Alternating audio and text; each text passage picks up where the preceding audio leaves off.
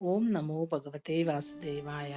ನಮಸ್ಕಾರ ಸ್ನೇಹಿತರೆ, all-round club Kannada ಚಾನಲ್ಗೆ ಸ್ವಾಗತ ಸುಸ್ವಾಗತ. ಇವತ್ತಿನ ವಿಡಿಯೋದಲ್ಲಿ ಶ್ರಾವಣ ಮಾಸದ ಸೋಮವಾರದಿಂದ ಭಾನುವಾರದವರೆಗೆ ಯಾವ ಕೆಲಸ ಮಾಡಬೇಕು, ಶ್ರಾವಣ ಮಾಸದ ಪ್ರತಿಯೊಂದು ದಿನವೂ ಶಿವನೊಂದಿಗೆ ಇತರ ದೇವತೆಗಳನ್ನು ಕೂಡ ಪೂಜಿಸುವ ಸಂಪ್ರದಾಯವಿದೆ. ಶ್ರಾವಣ ಮಾಸದ ಮಂಗಳವಾರದಂದು ಶಿವನೊಂದಿಗೆ ಹನುಮಂತನನ್ನು, ಬುಧವಾರದಂದು ಶಿವನೊಂದಿಗೆ ಗಣೇಶನನ್ನು, ಹೀಗೆ ವಾರದ ಪ್ರತಿಯೊಂದು ದಿನವೂ ಆಯಾ ದೇವರೊಂದಿಗೆ ಶಿವನನ್ನು ಪೂಜಿಸಲಾಗುತ್ತದೆ. ಶ್ರಾವಣ ಮಾಸದ ಸೋಮವಾರದಿಂದ ಭಾನುವಾರದವರೆಗೆ ನಾವು ಯಾವೆಲ್ಲ ಕೆಲಸಗಳನ್ನು ಮಾಡಬೇಕು, ಶ್ರಾವಣ ಮಾಸದ ಪ್ರತಿಯೊಂದು ದಿನ ಏನು ಮಾಡುವುದರಿಂದ ನಮಗೆ ಆರೋಗ್ಯ, ಅದೃಷ್ಟ ಮತ್ತು ಐಶ್ವರ್ಯ ಪ್ರಾಪ್ತವಾಗುತ್ತದೆ ಎಂಬುದನ್ನು ಈ ಲೇಖನ ಮೂಲಕ ತಿಳ್ಕೊಳ್ಳೋಣ ಬನ್ನಿ. ಈ ವಿಡಿಯೋ ನಿಮಗೆ ಇಷ್ಟ ಆದರೆ ಶೇರ್ ಮಾಡಿ, ಹೊಸದಾಗಿ ನಮ್ಮ ಚಾನಲ್ ನೋಡ್ತಾ ಇದ್ರೆ ಸಬ್ಸ್ಕ್ರೈಬ್ ಮಾಡ್ಕೊಳ್ಳಿ. ಶ್ರಾವಣ ಶಿವನ ಮಾಸವಾಗಿದೆ.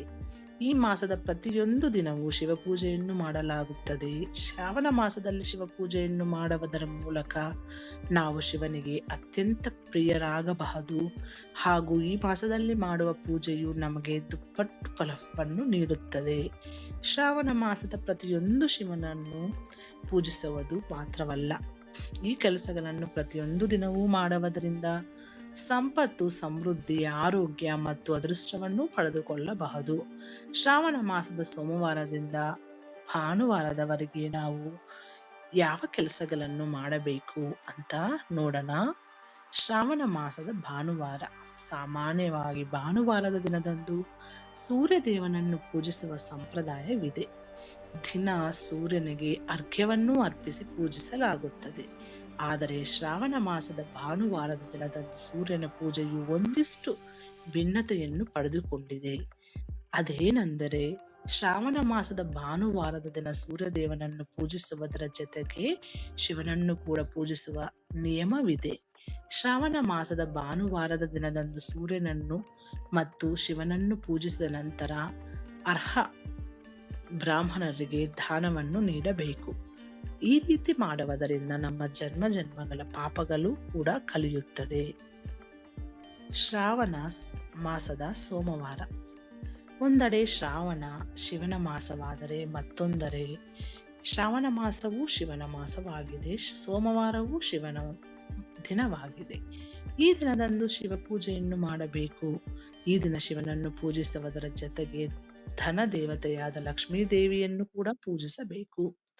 ಪೂಜೆಯ ಬಳಿಕ ಬ್ರಾಹ್ಮಣರಿಗೆ ತುಪ್ಪದಿಂದ ತಯಾರಿಸಿದ ಆಹಾರವನ್ನು ದಾನ ಮಾಡಬೇಕು. ಶ್ರಾವಣದ ಪ್ರತಿ ಸೋಮವಾರ ದಿನದಂದು ಈ ಕೆಲಸ ಮಾಡುವುದರಿಂದ ಆ ವ್ಯಕ್ತಿಯು ಸಂಪತ್ತಿನ ಸಂತೋಷವನ್ನು ಅನುಭವಿಸುತ್ತಾನೆ. ಶ್ರಾವಣ ಮಾಸದ ಮಂಗಳವಾರ. ಶ್ರಾವಣ ಮಾಸದ ಮಂಗಳವಾರ ದಿನದಂದು ಕಾಳಿ ದೇವಿಯನ್ನು ಪೂಜಿಸುವುದರ ಜೊತೆಗೆ ಶಿವನನ್ನು ಕೂಡ ಪೂಜಿಸಬೇಕು. ಕಾಳಿ ಮತ್ತು ಶಿವನನ್ನು ಪೂಜಿಸಿದ ನಂತರ ಬ್ರಾಹ್ಮಣರಿಗೆ ಉದ್ದು, ಹೆಸರು ಕಾಳು ಮತ್ತು ಇತ್ಯಾದಿ ಬೇಳೆ ಸೇರಿದಂತೆ ಇನ್ನಿತರ ಧಾನ್ಯಗಳನ್ನು ದಾನವಾಗಿ ನೀಡಬೇಕು. ಮಂಗಳವಾರದ ದಿನ ಬ್ರಾಹ್ಮಣರಿಗೆ ಈ ವಸ್ತುಗಳನ್ನು ದಾನ ಮಾಡುವುದರಿಂದ ವ್ಯಕ್ತಿಯ ಆರೋಗ್ಯದ ಸಮಸ್ಯೆಗಳು ಪರಿಹಾರವಾಗುತ್ತದೆ, ಆತನ ಕಾಯಿಲೆಗಳು ದೂರವಾಗಲು ಪ್ರಾರಂಭವಾಗುತ್ತವೆ. ಶ್ರಾವಣ ಮಾಸದ ಬುಧವಾರ. ಶ್ರಾವಣ ಮಾಸದ ಬುಧವಾರದ ದಿನದಂದು ವಿಷ್ಣುದೇವನನ್ನು ವಿಧಿ ವಿಧಾನಗಳ ಮೂಲಕ ಪೂಜಿಸಬೇಕು. ಬಳಿಕ ಶಿವನನ್ನು ಕೂಡ ಪೂಜಿಸಬೇಕು. ಪೂಜೆ ಮುಗಿದ ನಂತರ ಬ್ರಾಹ್ಮಣರಿಗೆ ಮೊಸರಿನಿಂದ ತಯಾರಿಸಿದ ಆಹಾರವನ್ನು ದಾನವಾಗಿ ನೀಡಬೇಕು. ಬ್ರಾಹ್ಮಣರಿಗೆ ಈ ವಸ್ತುವನ್ನು ಬುಧವಾರದ ದಿನದಂದು ದಾನವಾಗಿ ನೀಡುವುದರಿಂದ ಶಾಂತಿ ಮತ್ತು ಸಂತೋಷ ಪ್ರಾಪ್ತವಾಗುತ್ತದೆ. ಶ್ರಾವಣ ಮಾಸದ ಗುರುವಾರ. ಶ್ರಾವಣ ಮಾಸದ ಗುರುವಾರದ ದಿನದಂದು ವಿಷ್ಣು ಮತ್ತು ಶಿವನ ಪೂಜಿಸಿ ದೇವರ ಬಳಿ ಆರೋಗ್ಯದ ವರವನ್ನು ಬೇಡಿಕೊಂಡು ಮತ್ತು ದೀರ್ಘಾಯುಷ್ಯವನ್ನು ಕರುಣಿಸುವಂತೆ ಪ್ರಾರ್ಥಿಸಿಕೊಳ್ಳಿ.